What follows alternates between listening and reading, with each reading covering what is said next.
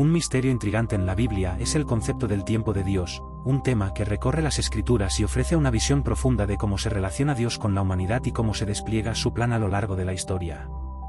A menudo, los humanos están atrapados en sus propias percepciones del tiempo, pero el tiempo de Dios es diferente y mucho más amplio, lo que plantea preguntas sobre nuestra comprensión de eventos, promesas y la intervención divina.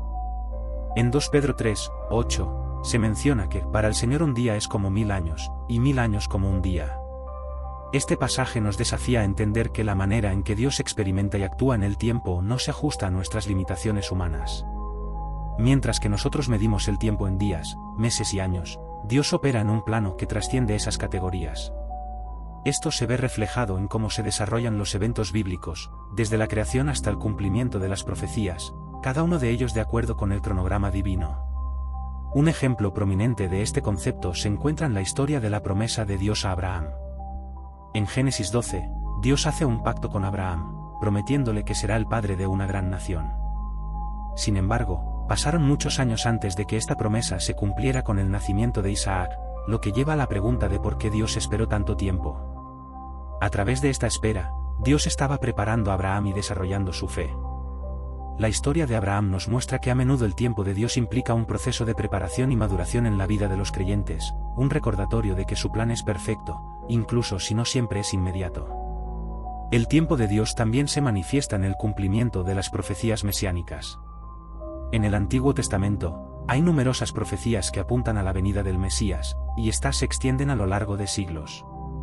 Por ejemplo, Isaías 7 y 14 profetiza que una virgen concebiría y daría a luz a un hijo, y esta profecía se cumple siglos después en el nacimiento de Jesús en el Nuevo Testamento. Este patrón de cumplimiento a lo largo del tiempo ilustra cómo Dios ha establecido un plan divino que se desarrolla a su propio ritmo, mostrando que su perspectiva del tiempo es diferente a la nuestra. Además, el tiempo de Dios se manifiesta en su disposición para actuar en momentos específicos de la historia. En el libro de Esther, se menciona que quizás has llegado a ser reina para un tiempo como este, Esther 4 y 14. Este versículo resalta la idea de que los eventos en la vida de las personas no son coincidencias, sino que están intrínsecamente conectados al plan de Dios y su propósito en el momento preciso. Así, las circunstancias en las que nos encontramos pueden estar diseñadas para alinearse con la voluntad de Dios, un recordatorio de que su tiempo y su manera de actuar son soberanos. Otro aspecto del misterio del tiempo de Dios es cómo Él utiliza periodos de espera. A menudo, se nos pide que esperemos en momentos de incertidumbre, dolor o confusión. Salmo 27, 14 dice, espera al Señor, esfuérzate y aliéntese tu corazón, sí, espera al Señor. La espera puede ser difícil, pero también es un tiempo de crecimiento y fortalecimiento en la fe. A través de las historias de figuras bíblicas como David, Moisés y José, vemos que la espera fue fundamental para el desarrollo de su carácter y su preparación para los planes de Dios. Este tiempo de espera nos enseña la importancia de la paciencia y la confianza en que Dios está trabajando en nosotros, incluso cuando no vemos resultados inmediatos. La relación entre el tiempo de Dios y la experiencia humana se convierte en un tema central en el libro de Eclesiastés, donde se dice que todo tiene su tiempo, Eclesiastés 3, 1. Esta reflexión sobre la naturaleza cíclica de la vida y la variedad de estaciones que experimentamos resuena con la idea de que Dios está en control de cada momento. Cada estación de nuestra vida tiene un propósito, ya sea tiempo de reír, llorar, plantar o cosechar. Reconocer que hay un tiempo para cada cosa nos ayuda a vivir con una perspectiva más amplia y a confiar en que Dios tiene un plan para cada etapa de nuestra vida. En el contexto del Nuevo Testamento, el tiempo de Dios también se manifiesta en la venida de Jesús. El apóstol Pablo, en Gálatas 4, 4, escribe, pero cuando vino el cumplimiento del tiempo, Dios envió a su Hijo. Este cumplimiento del tiempo indica que la llegada de Jesús fue el resultado de un plan divino que se había desarrollado a lo largo de la historia. La llegada de Cristo fue un momento crucial, no solo en el tiempo de Dios, sino en la historia de la humanidad, marcando el inicio de una nueva era de redención y reconciliación con Dios. Finalmente, el misterio del tiempo de Dios también se relaciona con la esperanza y la anticipación del futuro. En Romanos 8 y 18, Pablo dice que los sufrimientos del tiempo presente no son comparables con la gloria que ha de ser revelada en nosotros. Esto nos recuerda que, aunque podamos enfrentar dificultades y desafíos en el presente, hay una promesa de algo mejor que está por venir. La perspectiva del tiempo eterno de Dios nos anima a mantener la fe y la esperanza, sabiendo que su plan se desplegará de acuerdo con su perfecta voluntad. En resumen, el misterio del tiempo de Dios nos invita a reflexionar sobre cómo vivimos nuestras vidas en relación con su cronograma divino. Nos desafía a confiar en su soberanía, incluso en tiempos de espera o incertidumbre, y a recordar que cada momento tiene un propósito dentro de su plan mayor. A medida que exploramos el tiempo de Dios, descubrimos una rica profundidad que nos anima a vivir con fe, esperanza y un sentido de propósito en nuestras vidas. Un misterio fascinante en la Biblia es la figura de Melquisedec, un personaje que aparece de manera repentina y enigmática en el libro del Génesis y que ha capturado la atención de teólogos y estudiosos a lo largo de los siglos. Melquisedec es descrito como rey de Salem y sacerdote del Dios Altísimo, y su breve aparición tiene profundas implicaciones teológicas que se exploran en el Antiguo y Nuevo Testamento. Su historia plantea preguntas intrigantes sobre su identidad, su papel en la historia de la redención y su relación con Jesucristo. En Génesis 14, 18-20, se narra que después de que Abraham rescata a su sobrino Lot de una captura, Melquisedec aparece y le ofrece pan y vino. Este gesto de hospitalidad no solo muestra su papel como rey y sacerdote, sino que también establece una conexión simbólica con la cena del Señor que Jesús instituiría más tarde. Melquisedec bendice a Abraham, proclamando que Dios ha entregado a sus enemigos en su mano, lo que destaca la autoridad y la bendición que este sacerdote tiene. El acto de bendecir a Abraham sugiere que Melquisedec es una figura de gran importancia espiritual, aunque su linaje y su origen son desconocidos. Una de las preguntas más intrigantes sobre Melquisedec es su genealogía. A diferencia de otros personajes bíblicos, no se menciona su padre, madre o genealogía. En Hebreos 7, 3, se dice que Melquisedec es sin padre, sin madre, sin genealogía, que ni tiene principio de días ni fin de vida, sino hecho semejante al Hijo de Dios, permanece sacerdote para siempre. Esta descripción ha llevado a muchos a especular sobre su naturaleza. Algunos lo ven como una prefiguración de Cristo, que es el sumo sacerdote de un nuevo pacto, mientras que otros lo interpretan como una manifestación de Cristo en el Antiguo Testamento. El autor de Hebreos desarrolla aún más esta conexión al afirmar que Melquisedec es superior a Abraham, ya que Abraham le pagó diezmos. En Hebreos 7, 4-10, se explica que el hecho de que Leví, el antepasado de los sacerdotes de Israel, también pagara diezmos a Melquisedec a través de Abraham, establece la superioridad de Melquisedec. Este énfasis en el diezmo resalta el reconocimiento de la autoridad de Melquisedec y su papel como un intermediario espiritual. Melquisedec también es mencionado en Salmos 110, 4, donde se dice: «Juró el Señor y no se arrepentirá, tú eres sacerdote para siempre, según el orden de Melquisedec». Esta profecía se refiere a la llegada de un rey sacerdote que reinará con justicia y autoridad. Los cristianos ven este pasaje como una clara referencia a Jesucristo, quien, como Melquisedec, cumple el rol de sacerdote y rey. Al ser parte de un nuevo pacto, Cristo establece un sacerdocio eterno que trasciende el antiguo sistema sacerdotal levítico. La conexión entre Melquisedec y Jesús tiene profundas implicaciones para la comprensión del sacrificio y la mediación de Cristo. Mientras que los sacerdotes levíticos ofrecían sacrificios de animales para expiar los pecados del pueblo, Jesús, como el sumo sacerdote según el orden de Melquisedec, ofrece su propia vida como un sacrificio perfecto y definitivo por los pecados de la humanidad. Esta idea se destaca en el libro de Hebreos, donde se explica que Jesús entró en el lugar santísimo una vez y para siempre, asegurando una redención eterna. La figura de Melquisedec también plantea preguntas sobre la naturaleza de la adoración y la relación con Dios. Su aparición en la narrativa bíblica sugiere que hay formas de adoración y servicio que pueden trascender las tradiciones religiosas establecidas. Esto puede interpretarse como un recordatorio de que la verdadera adoración no está necesariamente ligada a un linaje o a un lugar específico, sino a una relación auténtica con Dios. Melquisedec adora y sirve a Dios en un contexto que no se ajusta a las normas rituales de su tiempo, lo que invita a los creyentes a considerar cómo se relacionan con Dios en sus propias vidas. Otro aspecto del misterio de Melquisedec es su papel como rey de Salem, que se identifica como Jerusalén. El hecho de que Melquisedec sea rey y sacerdote simultáneamente sugiere un modelo de gobernanza divina que encuentra su culminación en Cristo. Jesús es tanto rey como sumo sacerdote, lo que significa que su reino está gobernado por la justicia y la misericordia. Esta dualidad resuena en la enseñanza de Jesús sobre el reino de Dios, que se caracteriza por una justicia que va más allá de la ley, abarcando amor y compasión. La historia de Melquisedec también nos ofrece un modelo de servicio y humildad. Su encuentro con Abraham se da en un momento de victoria, pero en lugar de buscar reconocimiento, Melquisedec se presenta como un servidor. Ofrece pan y vino, simbolizando sustento y comunión. Esta imagen de humildad y servicio desafía a los creyentes a considerar su propia disposición para servir a otros, siguiendo el ejemplo de Cristo, quien, en su última cena, también tomó el pan y el vino para compartir con sus discípulos. En conclusión, Melquisedec es un misterio bíblico que ofrece una rica fuente de reflexión teológica y espiritual. Su aparición breve pero significativa en el Génesis plantea preguntas sobre la naturaleza del sacerdocio, la adoración y la relación entre Dios y la humanidad.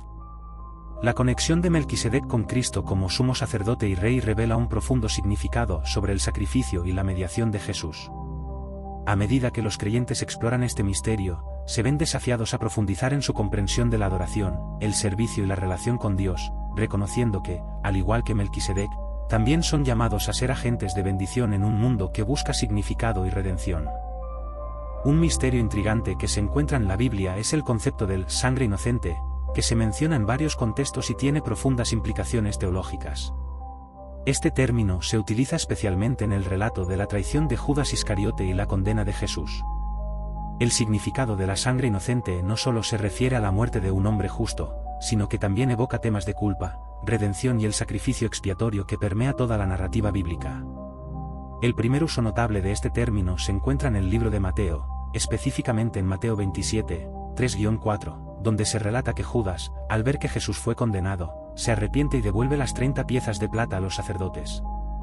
En su desesperación, Judas exclama: «He pecado», entregando sangre inocente.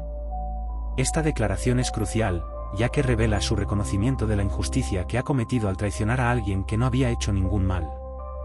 La frase «sangre inocente» subraya la gravedad de su traición, y la desesperación de Judas culmina en su suicidio, lo que pone de relieve la carga de culpa que lleva sobre sí. Este concepto de sangre inocente también se remonta a la ley mosaica, donde se establece que el sacrificio de un animal sin defecto era necesario para la expiación de los pecados. En Levítico 5 y 11, se dice que la vida de la carne está en la sangre, lo que implica que la sangre tiene un valor sagrado en el contexto de la redención. Este principio se conecta con el sacrificio de Jesús, quien se presenta como el Cordero de Dios, sin mancha ni defecto. La muerte de Cristo en la cruz, considerada sangre inocente, es vista por los cristianos como el sacrificio definitivo que satisface la justicia de Dios y proporciona la salvación a la humanidad. A lo largo de la Biblia, la idea de sangre inocente también aparece en el contexto de la injusticia y el sufrimiento. En el Antiguo Testamento, se hace referencia a la protección de la vida y el castigo de aquellos que derraman sangre inocente.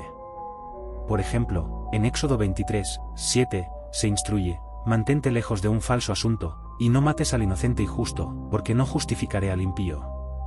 Esta enseñanza refleja la preocupación de Dios por la justicia y la protección de los inocentes, un tema que resuena con el sacrificio de Jesús. La traición de Judas y la condena de Jesús también tienen una profunda resonancia en la historia del pueblo de Israel. A lo largo de la historia bíblica, Israel experimentó periodos de sufrimiento y opresión, donde los inocentes a menudo eran sacrificados en nombre de la justicia. Esto establece un paralelismo con la vida y muerte de Jesús, quien, como un inocente, sufrió por los pecados de muchos. El concepto de sangre inocente se convierte así en un símbolo de redención y esperanza, donde la muerte de Cristo es vista como un acto de amor supremo y sacrificio por la humanidad. El significado de la sangre inocente se extiende más allá del relato de Judas y Jesús, se conecta con el sacrificio de Abel, que es el primer mártir mencionado en la Biblia. En Génesis 4 y 10, se dice que la sangre de Abel clama a Dios desde la tierra después de que su hermano Caín lo mata. Esta imagen de sangre inocente que clama por justicia resuena a lo largo de la historia bíblica, recordando a los creyentes la necesidad de rendir cuentas por la injusticia y el pecado. El concepto de sangre inocente también tiene implicaciones escatológicas, es decir, relacionadas con el fin de los tiempos. En Apocalipsis, se menciona el sangre de los mártires, que se ha derramado por causa del Evangelio. Estos mártires, que han perdido sus vidas por su fe, son considerados inocentes y reciben un lugar especial en el reino de Dios. La sangre inocente, por lo tanto, no solo simboliza la injusticia y el sacrificio, sino que también representa la esperanza de una nueva creación donde la justicia prevalecerá.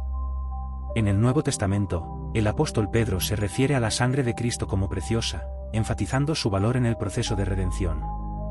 En 1 Pedro 1, 18-19, se dice: «Sabiendo que fuisteis rescatados de vuestra vana manera de vivir, no con cosas corruptibles, como oro o plata, sino con la sangre preciosa de Cristo, como de un cordero sin mancha y sin defecto. Aquí, la sangre de Cristo es presentada como el medio a través del cual los creyentes son perdonados y restaurados a una relación con Dios. La idea de sangre inocente también puede ser vista como un llamado a la acción para los creyentes. La Escritura exhorta a los seguidores de Cristo a ser defensores de los inocentes y a trabajar por la justicia en el mundo. Esto implica un compromiso con la verdad y una responsabilidad hacia los que sufren injustamente. La sangre inocente, entonces, no es solo un tema de condena, sino que invita a la comunidad de fe a reflejar el amor y la compasión de Dios en la vida cotidiana. En resumen, el misterio de la sangre inocente en la Biblia abarca una rica y compleja narrativa que conecta la traición de Judas, el sacrificio de Cristo, la justicia divina y la esperanza de redención. Este concepto invita a los creyentes a reflexionar sobre la naturaleza del pecado, la justicia y el sacrificio, mientras se esfuerzan por vivir en respuesta a la gracia que se les ha ofrecido. La sangre inocente es un recordatorio de la seriedad del pecado y el precio del perdón, así como de la necesidad de ser agentes de justicia y misericordia en un mundo que a menudo está marcado por la injusticia. Uno de los misterios más fascinantes de la Biblia es el simbolismo de la Ciudad Santa o Nueva Jerusalén que se describe en el libro de Apocalipsis. Este concepto se convierte en un tema central en las visiones del apóstol Juan y ofrece una profunda perspectiva sobre la esperanza y la redención en la escatología cristiana. La Nueva Jerusalén es presentada como la culminación del plan de Dios para la humanidad, un lugar donde la comunión entre Dios y su pueblo es restaurada en su máxima expresión. En Apocalipsis 21:2, Juan describe la ciudad, y yo, Juan, vi la ciudad santa, la Nueva Jerusalén, que descendía del cielo, de Dios, dispuesta como una novia ataviada para su esposo. Esta imagen de una ciudad adornada como una novia no solo sugiere belleza, sino también una relación íntima y comprometida entre Dios y su pueblo. La descripción de la Nueva Jerusalén está llena de simbolismo que refleja la perfección y la gloria del reino de Dios. En Apocalipsis 21:10-11, se dice que Juan fue llevado en el espíritu a una montaña grande y alta, donde vio la ciudad que tenía la gloria de Dios. Sus muros, construidos de jaspe, y sus puertas, de perlas, son representaciones de la belleza celestial y la riqueza de la gracia divina. Estos elementos también sirven para contrastar con la corrupción y la tristeza del mundo actual, donde la injusticia y el pecado prevalecen.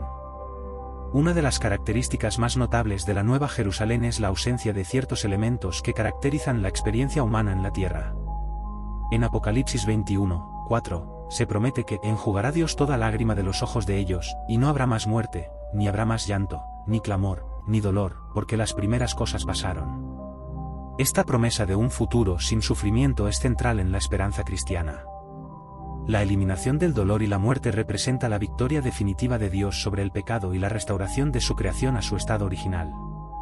Otro aspecto intrigante de la Nueva Jerusalén es su función como el cumplimiento de las promesas hechas a Israel y a la humanidad. En el Antiguo Testamento, Jerusalén era vista como el centro de la adoración y la presencia de Dios.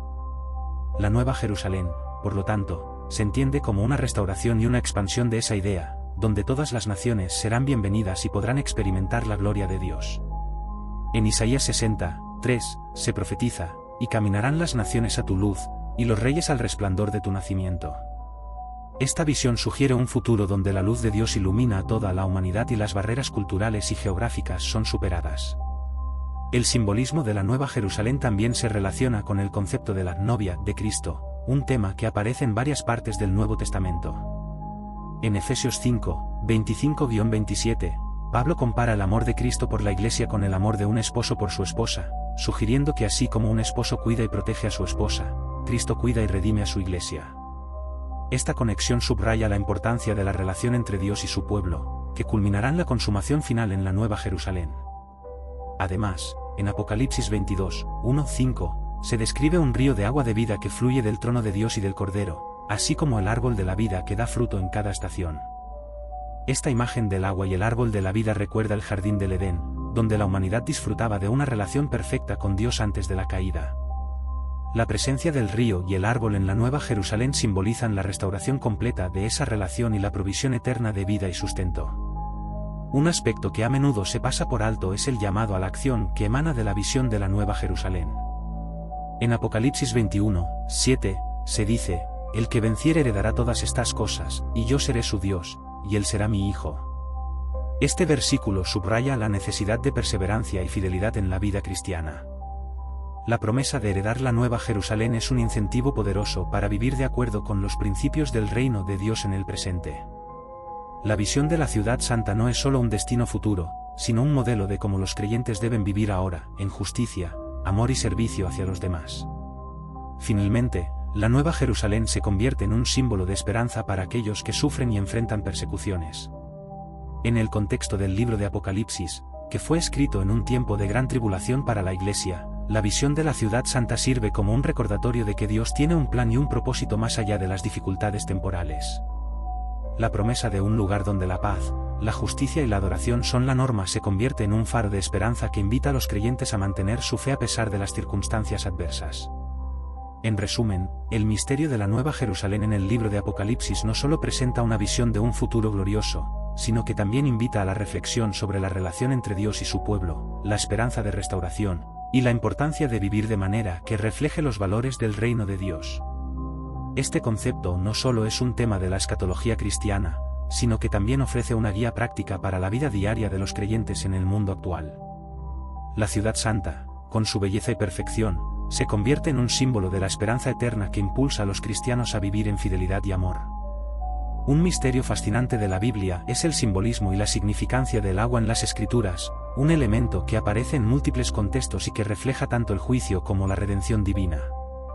El agua se menciona en diversas narrativas, profecías y enseñanzas a lo largo de la Biblia, y cada vez presenta una rica profundidad de significado que trasciende el contexto literal. El agua comienza a desempeñar un papel crucial en la narrativa bíblica desde el mismo inicio de la creación. En Génesis 1:2, se nos dice que la tierra estaba desordenada y vacía, y las tinieblas estaban sobre la faz del abismo, y el Espíritu de Dios se movía sobre la faz de las aguas. Este pasaje no solo establece el agua como un elemento primordial en la creación, sino que también presenta al Espíritu de Dios como activo sobre las aguas, sugiriendo un sentido de renovación y potencial. El agua, en este contexto, representa la materia prima que Dios utilizará para dar forma a su creación. En el relato del diluvio universal, el agua toma un papel dual, es un instrumento de juicio y un medio de salvación. En Génesis 6-9, Dios decide purgar la maldad de la humanidad mediante el diluvio, y solo Noé y su familia son preservados en el arca. El agua aquí simboliza tanto la destrucción del pecado como la nueva oportunidad para la humanidad. Después del diluvio, la señal del arco iris se convierte en un pacto de Dios con la humanidad, prometiendo que nunca más destruiría la tierra con agua. Esta narrativa subraya la idea de que, aunque el agua puede representar juicio, también puede ser un vehículo para la misericordia y la renovación. En el contexto del Éxodo, el agua se manifiesta nuevamente en el cruce del Mar Rojo. En Éxodo 14, Moisés, bajo la dirección de Dios, extiende su mano sobre el mar, y las aguas se dividen, permitiendo que los israelitas crucen en seco. Este evento no solo simboliza la liberación del pueblo de la esclavitud, sino que también representa el poder de Dios sobre las fuerzas de la naturaleza. El agua aquí se convierte en un medio de salvación para los fieles, mientras que para el ejército egipcio, se convierte en un instrumento de juicio. En el Nuevo Testamento, el simbolismo del agua se transforma, adquiriendo un enfoque más espiritual. El bautismo de Jesús por Juan el Bautista en el río Jordán es un momento crucial que representa la inauguración de su ministerio. En este acto, Jesús se identifica con la humanidad y sus pecados, aunque él mismo no tenía pecado. En Mateo 3, 16-17, se describe como, al salir del agua, los cielos se abren, y el Espíritu de Dios desciende como una paloma. Este momento conecta el agua con el acto de la consagración y la revelación de la divinidad de Jesús. El agua también aparece en las enseñanzas de Jesús sobre la vida eterna. En Juan 4, Jesús se encuentra con la mujer samaritana en el pozo de Jacob y le habla de agua viva, que saciaría su sed para siempre. Esta agua viva simboliza la salvación y la vida espiritual que él ofrece a todos los que creen en él. En este contexto, el agua se convierte en un símbolo de la gracia y la redención que fluyen de la relación con Cristo. En el Sermón del Monte, Jesús utiliza el agua como una metáfora para ilustrar la pureza del corazón. En Mateo 5, 6, dice, «Bienaventurados los que tienen hambre y sed de justicia, porque ellos serán saciados». Aquí, el hambre y la sed son anhelos profundos de justicia y rectitud, lo que implica que el agua también representa la búsqueda de una vida que agrada a Dios. El agua es un elemento que culmina en la visión del Apocalipsis, donde se describe un río de agua de vida que fluye del trono de Dios y del Cordero. En Apocalipsis 22, 1-2, se dice, y me mostró un río limpio de agua de vida, claro como cristal, que salía del trono de Dios y del Cordero. En medio de la plaza de la ciudad, y a uno y otro lado del río, estaba el árbol de la vida. Este río simboliza la vida eterna y la provisión de Dios para su pueblo en la Nueva Jerusalén, donde el agua representa la restauración completa y la comunión eterna con el Creador. La relación del agua con la purificación es otra dimensión importante. En el Antiguo Testamento, las aguas de la purificación eran esenciales en la ley mosaica, simbolizando la necesidad de ser limpios ante Dios. Esta idea se extiende al ritual del bautismo en el Nuevo Testamento, que representa el arrepentimiento y el inicio de una nueva vida en Cristo. El agua, en este contexto, se convierte en un símbolo de la muerte al pecado y el nacimiento a una nueva vida. Además, el agua ha sido un símbolo poderoso de la presencia de Dios a lo largo de la historia de Israel. En la travesía del desierto, Dios provee agua de la roca para saciar la sed del pueblo. En Éxodo 17, 6, Dios instruye a Moisés a golpear la roca, de donde brota agua, lo que se convierte en un acto simbólico de la provisión divina y de la fidelidad de Dios a su pacto.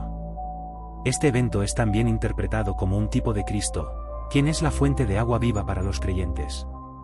En conclusión, el simbolismo del agua en la Biblia es un rico tapiz de significados que abarca la creación, el juicio, la redención y la vida eterna. Desde el principio de los tiempos hasta las visiones del Apocalipsis, el agua aparece como un elemento que refleja la interacción de Dios con la humanidad. Representa tanto la purificación como la vida, la destrucción y la salvación, recordándonos que a través de este simple elemento se manifiestan las verdades más profundas de la fe cristiana. Esta riqueza simbólica invita a los creyentes a reflexionar sobre su relación con Dios y la necesidad de beber de la fuente de agua viva que es Cristo, quien satisface la sed espiritual de toda la humanidad.